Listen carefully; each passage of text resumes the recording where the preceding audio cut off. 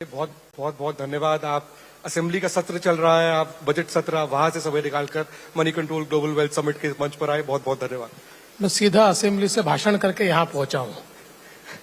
सो देवेंद्र जी, आप हिंदुस्तानी राजनीति के कमबैक मैन हैं। आपने बहुत फेमसली कहा था, मी पुनः ये नार। Now you are back with a bang. आपकी जो सेकंड इनिंग्स है एज मुख्यमंत्री, अब 3 महीने हो गए हैं, तो ये पहली इनिंग्स और इसमें क्या अंतर है? मेरे लिए तो एक प्रकार से एक्सटेंशन है। पहली जो मेरी इनिंग थी उसमें जो चीजें हमने की थी उन चीजों को कंप्लीट करने का पिछले 2.5 साल में हमको एक अवसर मिला और उसी को मैं आगे बढ़ाने की कोशिश अब कर रहा हूं। हाँ, मुझमें खुद में एक अंतर मैं देखता हूं कि नाउ आई एम मोर काम एंड कंपोज्ड, और पहले 5 साल में जो एक एंजाइटी होती थी वो मेरे लिए अभी बची नहीं है, और पूरे फोकस के साथ अब मैं काम कर रहा हूं। तो मुझे लगता है कि इस इनिंग में जो हमने 14 से 19 में नींव रखी थी, अब उस नींव पर महाराष्ट्र को बिल्ड करना, ये हम लोग इस 5 साल में करके दिखाएंगे। देवेंद्र जी, आप कह रहे हैं आप काम एंड कंपोज्ड हैं, लेकिन आपने जो टारगेट्स लिए अपने लिए वो बहुत अग्रेसिव हैं। आपने कहा कि आप महाराष्ट्र को 1 ट्रिलियन इकोनॉमी बनाएंगे और बहुत जल्द। ये कैसे होगा और कितनी जल्दी होगा? देखिए, एक्चुअली हम लोगों ने 2016-17 में पहली बार इस आइडिया को मूट किया, इस आइडिया को लोगों के सामने रखा कि महाराष्ट्र ये पहली $1 ट्रिलियन सब नेशनल इकोनॉमी बन सकती है। और पिछले समय हम लोगों ने एक इकोनॉमिक एडवाइजरी काउंसिल तैयार की, और उस काउंसिल में एन चंद्रशेखरन जो टाटा सन्स के उसके अध्यक्ष थे, अलग अलग सेक्टर के 20 सीईओस हमने उस काउंसिल में उनको सदस्यता दी, और एक रोड मैप हम लोगों ने तैयार किया $1 ट्रिलियन इकोनॉमी की तरफ।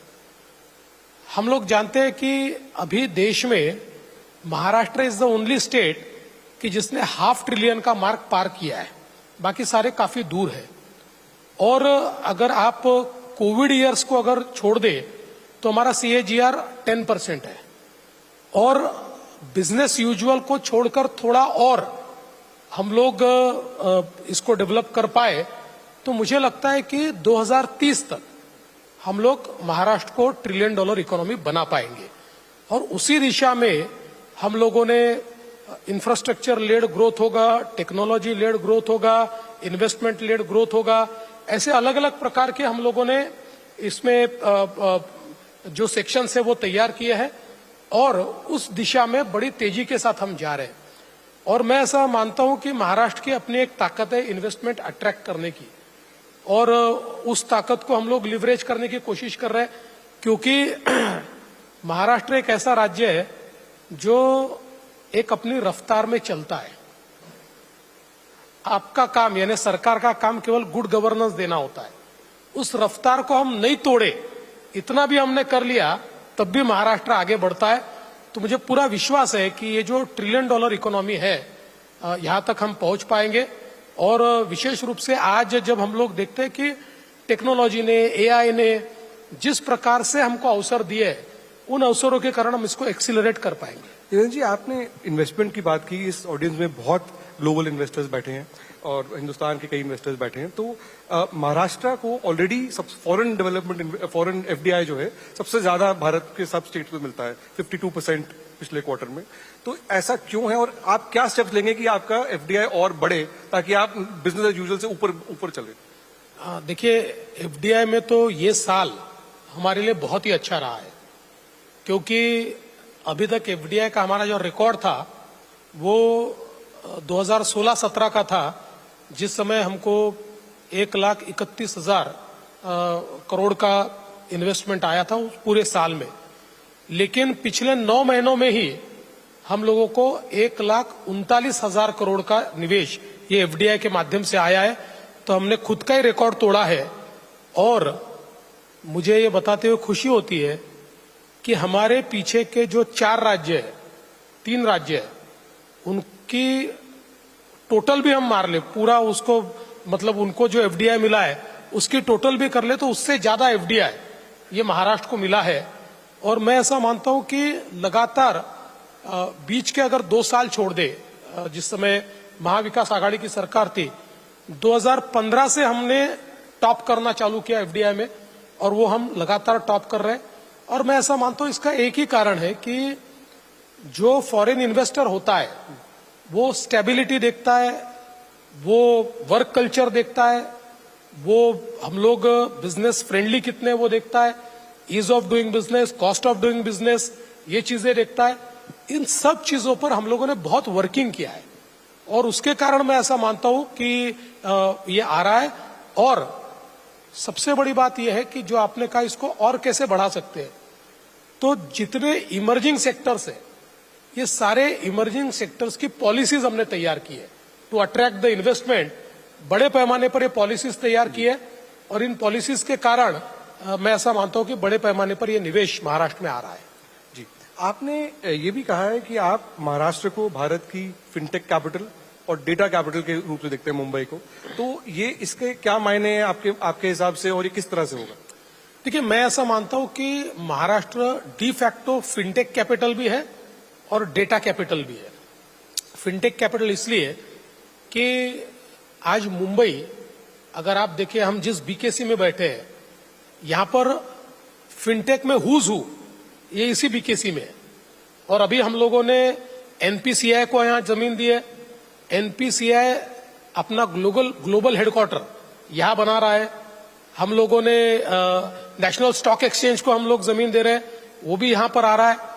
तो कुल मिलाकर फिनटेक में जो सारी हमारी इंटरनेशनल बैंक्स है वो सारी यहां पर है, इंटरनेशनल फंड्स है वो सारे यहां पर है। अलग अलग प्रकार की जितनी मुझे ऐसा लगता है कि फिनटेक की जो अलग अलग विधाएं हैं वो सारी आपको इस बीकेसी में या मुंबई में दिखाई पड़ती है। और साथ साथ मैं एक चीज और बताना चाहता हूं कि चूंकि अभी जो स्टार्टअप इंडिया का एक नया रिपोर्ट आया है, इस रिपोर्ट ने 3 चीजें एक प्रकार से यहां पर अधोरेखित की है। पहली चीज, in absolute number Maharashtra startup capital, सबसे ज्यादा देश के स्टार्टअप्स ये महाराष्ट्र में है। In absolute investment Maharashtra is number 1 in startups, क्योंकि सबसे ज्यादा इन्वेस्टमेंट स्टार्टअप का महाराष्ट्र में है। और इसके साथ साथ फिनटेक के सबसे ज्यादा स्टार्टअप ये भी महाराष्ट्र में है, ये भी हमको देखने को मिलता है। तो मैं ऐसा मानता हूं कि एक प्रकार से ये फिनटेक कैपिटल डी फैक्टो है और धीरे धीरे बन भी रहा है। अगर मुंबई में कोई कंपनी स्टार्टअप हो बैंगलोर के बनस्पत, तो उसकी वैल्यूएशन ज्यादा होगी?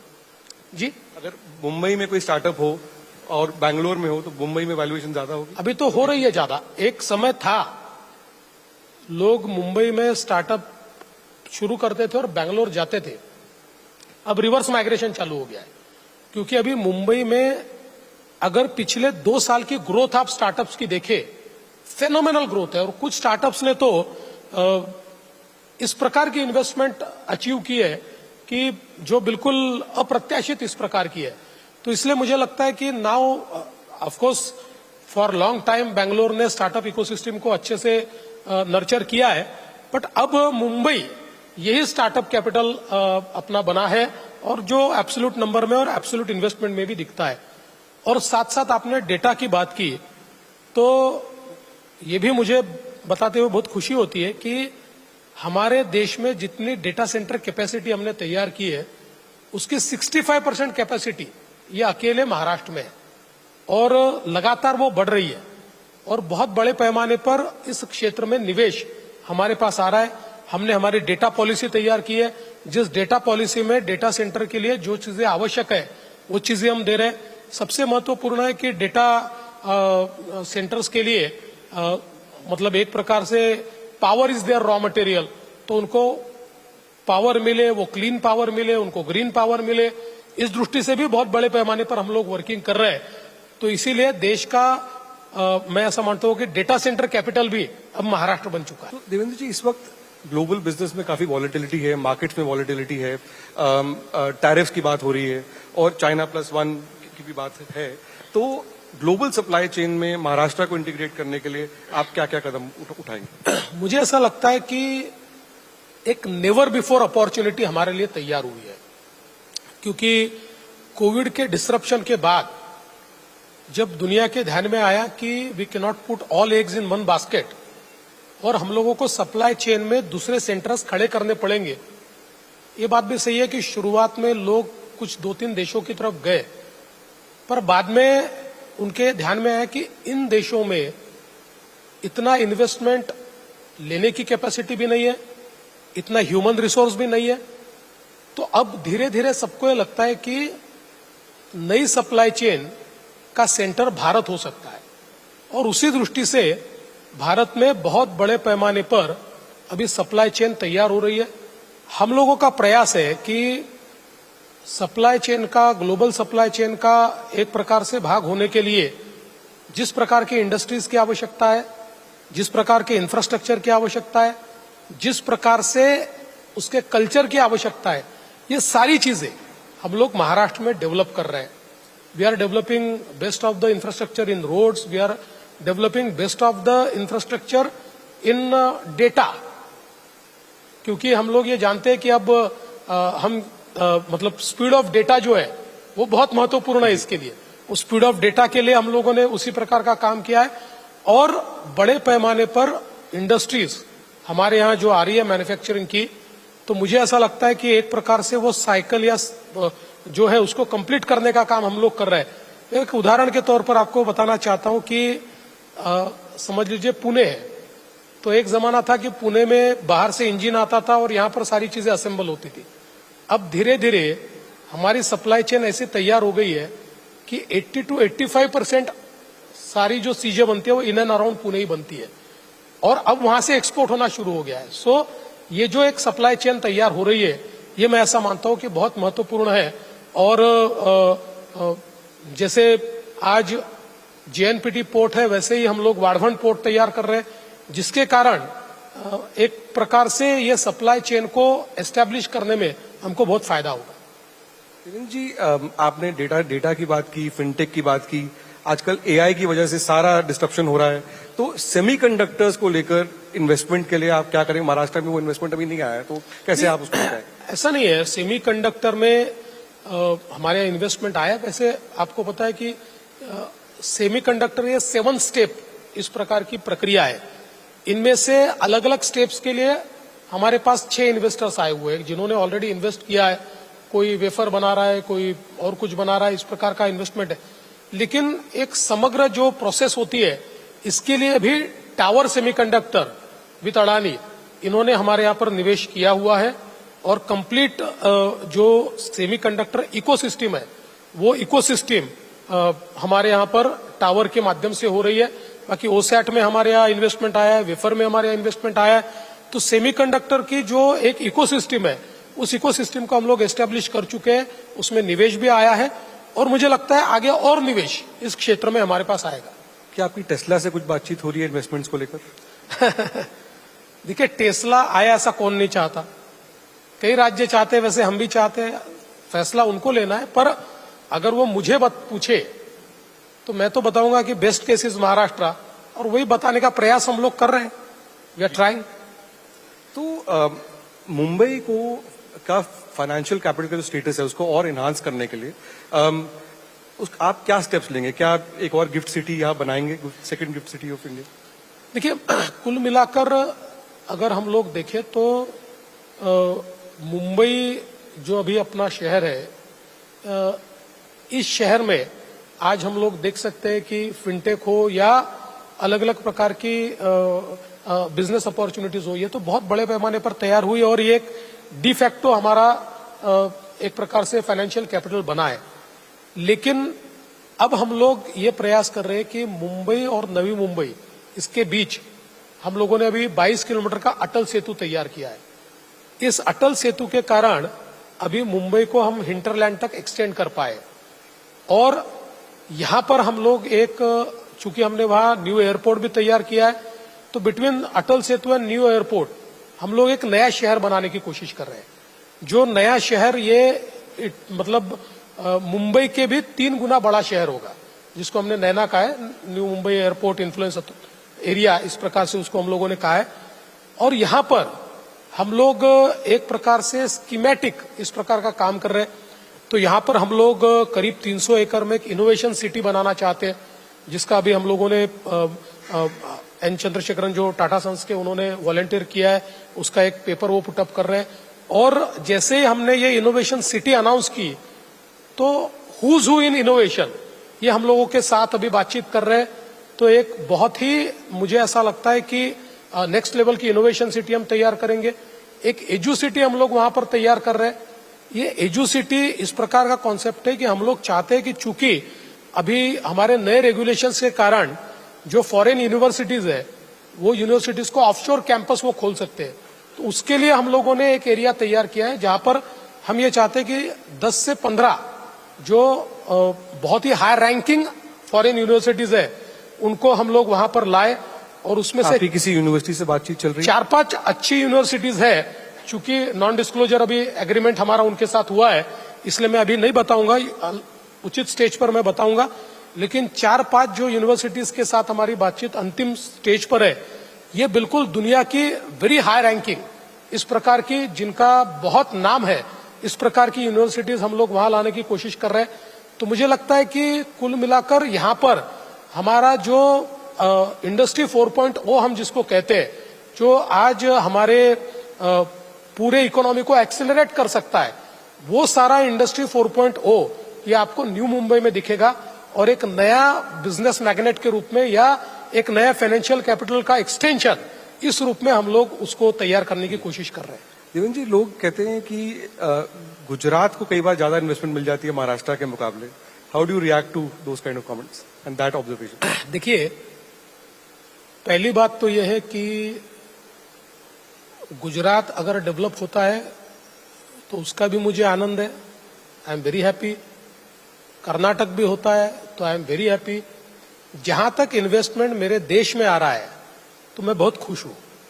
अब 10 स्टेट एक दूसरे के साथ कॉम्पीट कर रहे हैं, तो कोई इन्वेस्टमेंट उनके पास जाएगा, कोई हमारे पास आएगा। लेकिन हैविंग सेड दैट, मैं आपको बताना चाहता हूं, अभी जो मैंने आपको एफडीआई के आंकड़े बताए, गुजरात में जितना एफडीआई आया उससे 3 टाइम्स ज्यादा हमारे आया है महाराष्ट्र में, 3 टाइम्स। तो मैं ये कहना चाहता हूं कि Maharashtra was, is and will be the most favoured destination for the investors. इसलिए एखादा प्रोजेक्ट गुजरात में चला गया तो गुजरात आगे चला गया, एखादा प्रोजेक्ट कर्नाटक चला गया तो कर्नाटक आगे चला गया, ऐसा बोलना ठीक नहीं है। महाराष्ट्र ही नंबर 1 है और महाराष्ट्र ही नंबर 1 रहेगा। देवेंद्र जी,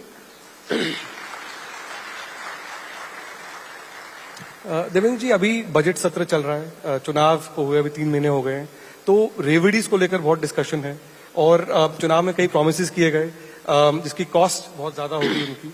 तो आप बजट को बैलेंस किस तरह करेंगे और ये जो प्रोमिस जो है, at what point will you draw red line around रेवड़ीज?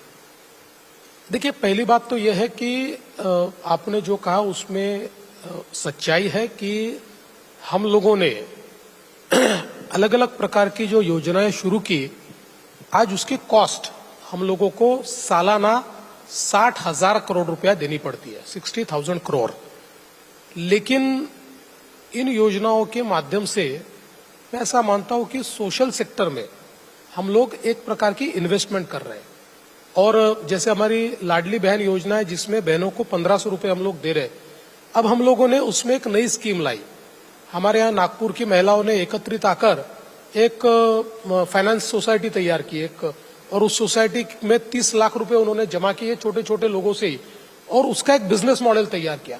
अब हम लोग प्रयास कर रहे हैं कि ये जितने हम लोग ये 1500 रुपए जो हमारी बहनों को देते हैं, इनकी हम लोग इसी प्रकार से एक फाइनेंस सोसाइटी हर जगह तैयार करके और उसमें से एक बिजनेस मॉडल तैयार करें, ताकि ये केवल 1500 रुपए लेकर वो खुश न रहे।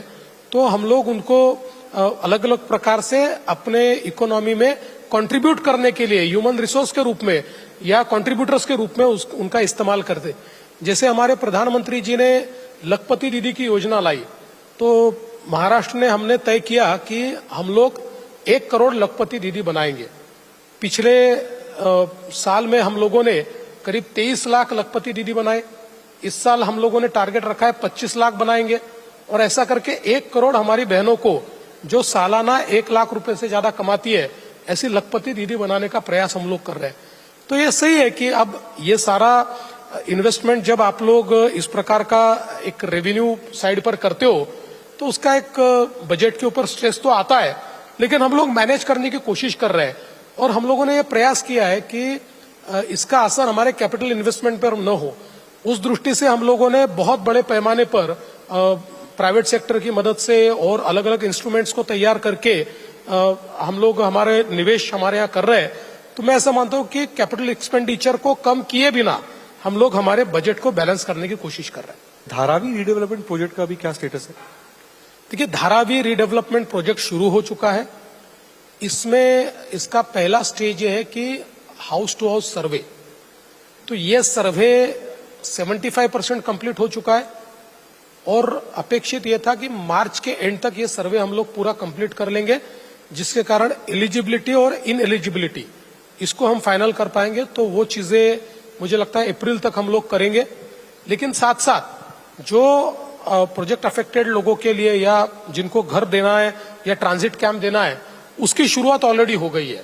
जो रेलवे की लैंड हम लोगों ने ली थी, उस लैंड पर रेलवे को कुछ ऑफिसेज बनाकर देना है और बची हुई लैंड पर हम लोग घर बनाना शुरू करेंगे और उसके बाद एक एक सेक्टर को हम खाली करते जाएंगे और कुछ और जगह भी हम लोगों ने घर बनाना शुरू किया है। तो जिसके कारण धारावी का जो ये क्षेत्र है इसको हम लोग स्लम फ्री कर पाएंगे। और मैं ये भी बताना चाहता हूं कि ये पहला प्रोजेक्ट ऐसा है कि जिस प्रोजेक्ट में हम लोगों ने तय किया जो इनएलिजिबल है उसको भी हम छोड़ेंगे नहीं तो दूसरी जगह जाकर झोपड़ा बनाएगा। तो हमने जो एलिजिबल है उनको हम फ्री घर दे रहे हैं और जो इनएलिजिबल है उसको हम लोग रेंटल हाउसिंग दे रहे हैं। और रेंटल हाउसिंग में 12 साल रहकर रेंट पे कर फिर वो कुछ पैसे भरकर अपने घर का मालिक बन सकता है। इस प्रकार की योजना उसके लिए लाई है। तो मुझे लगता है कि अब धीरे धीरे लोगों के मन में भी उसके प्रति एक बहुत कॉन्फिडेंस तैयार हुआ है। आपने देखा होगा अभी पिछले 15 दिन पहले धारावी के लोगों ने धारावी प्रोजेक्ट के सपोर्ट में एक मोर्चा निकाला। ऐसा बहुत कम होता है, लेकिन एक बड़ा मोर्चा था और लोग कह रहे थे कि धारावी प्रोजेक्ट हमको करना है और इसको आप फास्ट कीजिए। तो मुझे लगता है कि एक बड़ी पॉजिटिव डेवलपमेंट ये है और धारावी को हम पूरा करके दिखाएंगे। देवेंद्र जी, कुछ प्रोजेक्ट्स में अड़चने आई हैं लैंड एक्विजिशन को लेकर, जैसे कि आरामको प्रोजेक्ट में। तो आगे आने वाले जो इन्वेस्टमेंट्स होंगे तो लैंड एक्विजिशन के इश्यूज को आप किस तरह से आपकी अप्रोच क्या रही? देखिए, मैं ऐसा मानता हूं कि ये जो हमारा रिफाइनरी का प्रोजेक्ट था उसमें हम लोगों ने हमारे स्टेट का बहुत बड़ा लॉस किया, क्योंकि जो जगह हमने तय की थी जिसमें लोग तैयार थे, लेकिन उस समय के हमारे पार्टनर उद्धव ठाकरे जी, इन्होंने उसको प्रेस्टीज इशू बनाया और उन्होंने कहा कि किसी भी हालत में हम यहाँ बनाने नहीं देंगे। और उसके बाद वो चीफ मिनिस्टर बने और शायद हम लोग वहाँ नहीं बना पाए। अब हमने नई जगह देखी, उसके भी कुछ अड़चने हमको आ रही है, लेकिन उसको हम दूर करने की कोशिश कर रहे हैं। पर मैं ऐसा मानता हूं कि ये प्रोजेक्ट एक ऐसा प्रोजेक्ट था जो महाराष्ट्र की इकोनॉमी को अगले 20 साल तक एक प्रकार से और देश की अर्थव्यवस्था को भी बदलने की उस प्रोजेक्ट में एक क्षमता थी। अभी मैं केंद्रीय मंत्री महोदय से मिलने गया था और हम लोगों ने उनको ये कहा है कि अब इस प्रोजेक्ट को हम फास्ट ट्रैक पर लाए। वहां पर ये भी विचार चल रहा है कि 60 मिलियन टन की कभी हम लोगों ने कैपेसिटी तैयार नहीं की है, तो इसको 2020 की 3 में करे, इस प्रकार का भी विचार चल रहा है। लेकिन महाराष्ट्र में हम इसको करेंगे। देवेंद्र जी, एक तरफ बात हो रही है 1 ट्रिलियन इकोनॉमी की, एक डबल साइज करने की, दूसरी तरफ महाराष्ट्र में एग्रेरियन डिस्ट्रेस है फार्मर्स को लेकर, मराठवाड़ा और विदर्भा में, और स्पेशली सोयाबीन और कॉटन फार्मर्स का। तो ये जो इश्यूज हैं इसको आप किस तरह से इनको टैकल कर रहे हैं? देखिए, जहां तक सोयाबीन फार्मर्स की और कॉटन फार्मर्स की बात है, तो हम लोग कॉटन और सोयाबीन को एमएसपी पर खरीदते हैं और इस साल हम लोगों ने रिकॉर्ड किया है। जितनी खरीद इस साल हमने की है, मतलब अगर हमारे देश के मध्य प्रदेश, उसके बाद गुजरात, हरियाणा, ऐसे 6 राज्य हैं जो सोयाबीन में काफी अच्छा काम करते हैं। ये 6 राज्यों की टोटल खरीद जितनी है उससे 124% ज्यादा खरीद अकेले महाराष्ट्र ने की है। तो बहुत बड़े पैमाने पर हमने सोयाबीन की खरीद की है, कॉटन की भी खरीद की है। अभी सवाल ये उठता है कि महाराष्ट्र का जो इलाका ड्राउट प्रोन है, क्योंकि 52% महाराष्ट्र ये ड्राउट प्रोन महाराष्ट्र है, 48% ही ब्लेस्ड है, तो हम लोगों ने अभी इसको ड्राउट फ्री करने का एक प्लान तैयार किया है, जहां एक और हम लोग वाटर कंजर्वेशन के माध्यम से, स्मॉल स्ट्रक्चर्स के माध्यम से हम लोग इसको तैयार कर रहे हैं। वहीं हम लोगों ने बहुत एम्बिशियस ऐसे रिवर लिंकिंग प्रोजेक्ट्स तैयार किए हैं, जिसमें एक वैनगंगा नलगंगा प्रोजेक्ट है। इस प्रोजेक्ट में 450 किलोमीटर की नई नदी हम तैयार कर रहे हैं, और इसके कारण जो विदर्भ के 7 डिस्ट्रिक्ट है, ये डिस्ट्रिक्ट टोटली डाउट फ्री होंगे। इस नदी पर 31 डैम्स हम लोग तैयार करेंगे, 2 डैम्स को हम उसकी हाइट तैयार करेंगे, बढ़ाएंगे, और इस कब तक तैयार होंगे? इसकी शुरुआत हम लोग अगले साल करेंगे, 7 साल उसके बाद उसको लगेंगे। लेकिन इसके कारण ये ड्राउट अफेक्टेड एरिया में 10 लाख एकड़ जमीन ये सिंचित होगी, इरिगेटेड होगी, साथ में इंडस्ट्री के लिए पानी होगा, पीने का पानी होगा। सेम वे हम लोगों ने दूसरा एक योजना तैयार की है कि महाराष्ट्र जो है इसमें 49% ये गोदावरी का बेसिन आता है, और गोदावरी का बेसिन ये डेफिसिट बेसिन है, और हमारे यहाँ वेस्टर्न घाट के कारण वेस्ट फ्लोइंग रिवर्स है, जो रिवर का पानी सीधा समुद्र में बहकर चला जाता है, जिसका उपयोग हमको नहीं होता। अभी हमने वहां एक नदी जोड़ का एक कार्यक्रम हाथ में लिया है, जिसमें 54 टीएमसी पानी ये जो वेस्ट फ्लोइंग रिवर्स का ये लाकर हम लोग गोदावरी का जो हमारा बेसिन है उसमें ला रहे हैं।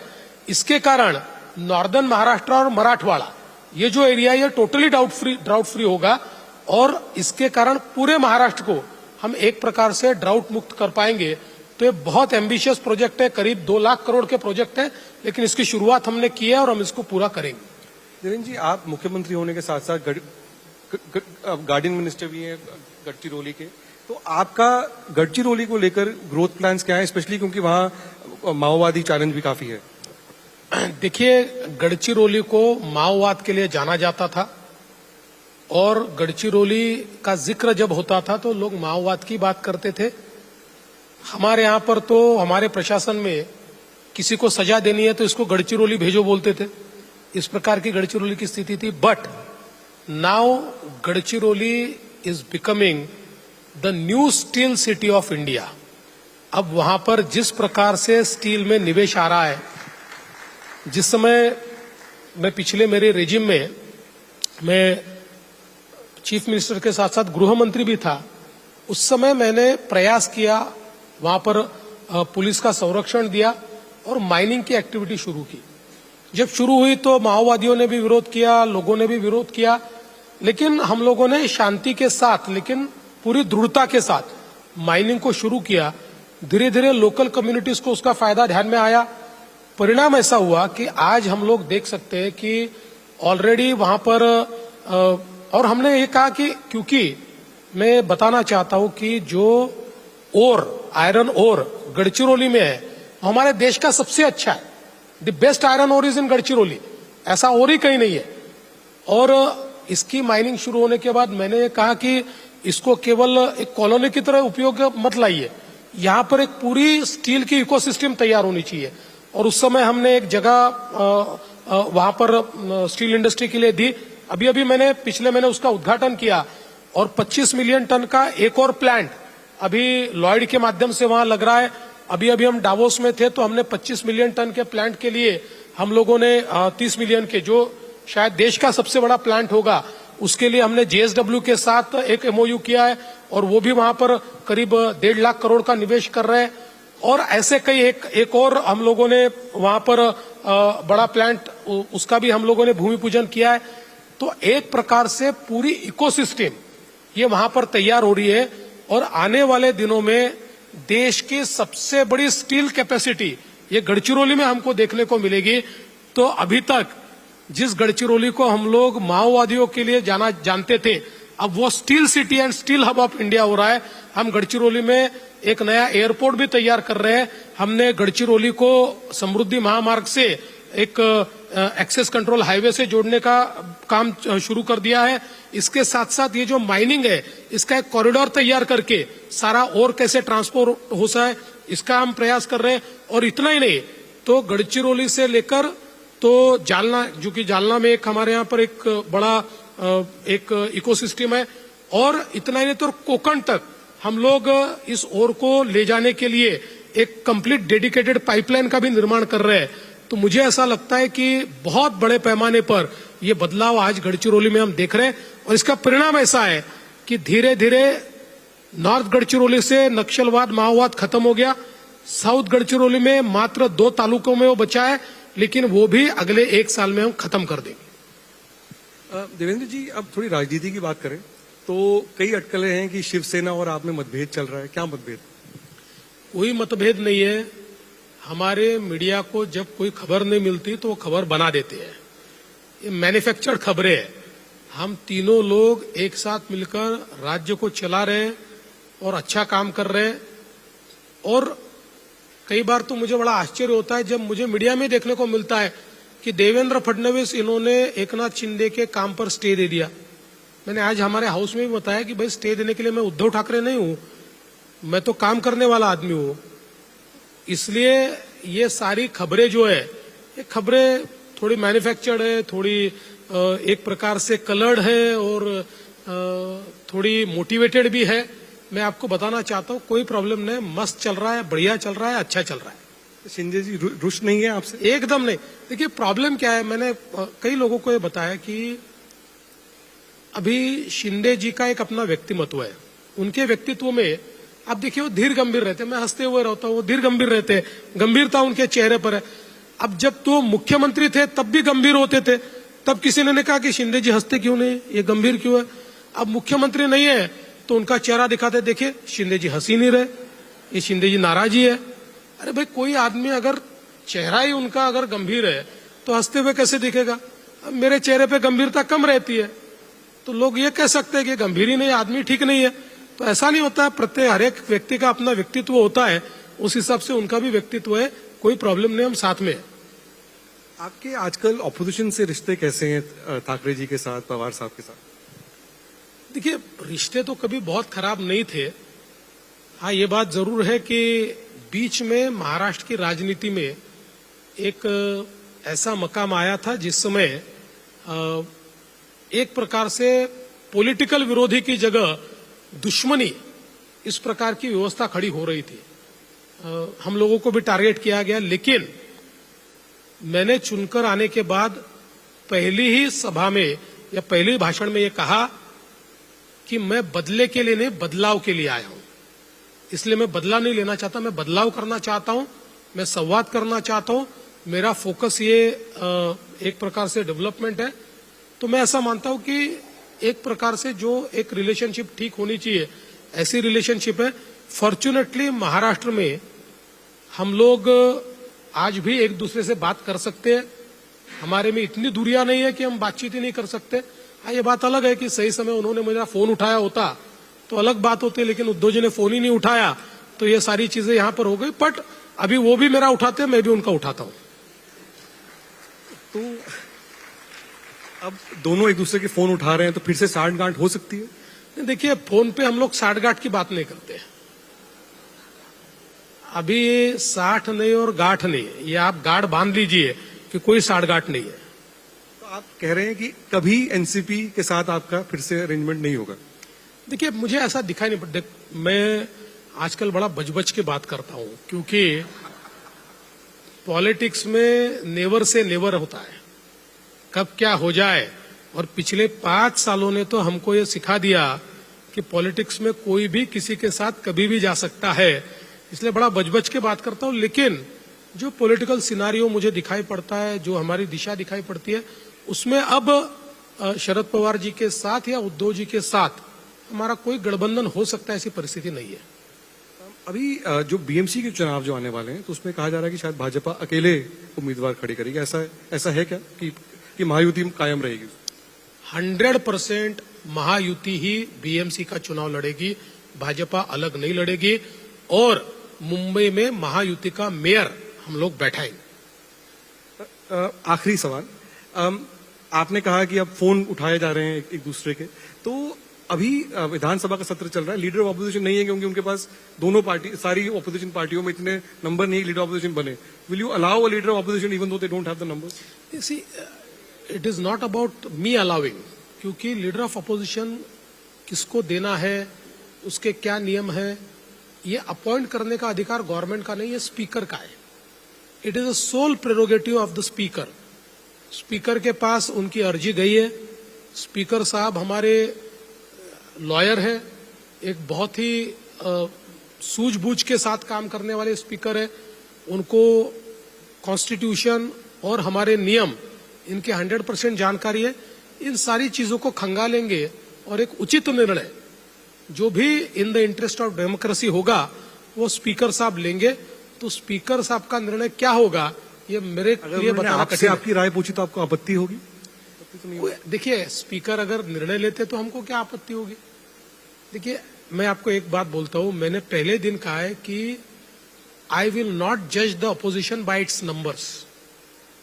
हालांकि अभी महाराष्ट्र के इतिहास में सबसे कम नंबर अपोजिशन को इस बार मिला है. और आज भी आप देखिए, लीडर ऑफ अपोजिशन नहीं है लेकिन हम उनको या उनके लीडर्स को लीडर ऑफ अपोजिशन की तरह ही ट्रीट करते हैं. कोई भी हमारे में बदलाव नहीं आया है, क्योंकि डेमोक्रेसी में रूलिंग पार्टी जितनी महत्व की है उतनी अपोजिशन पार्टी भी महत्व की है. हाँ, ये बात जरूर है कि देश की संसद को देखने के बाद ये भी लगता है कि अपोजिशन पार्टी का लीडर ये सेंसिबल भी होना चाहिए, देश का विचार करने वाला भी होना चाहिए. And on that note, ladies and gentlemen, please give a big hand to Devendra Fadnavis, the Chief Minister of Maharashtra. Thank you so much for being so sporting, sir, and taking all the questions.